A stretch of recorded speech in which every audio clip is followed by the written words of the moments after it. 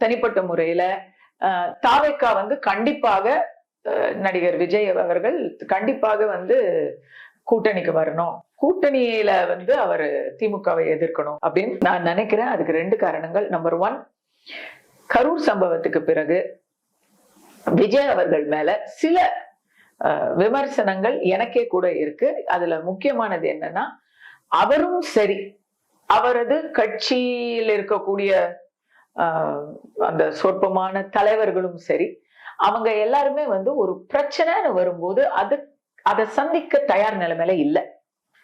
பிரச்சனைன்னு வந்தப்போ எல்லாரும் ஃபர்ஸ்ட் ஆஃப் ஆல் எங்க போனாங்கன்னே தெரியல.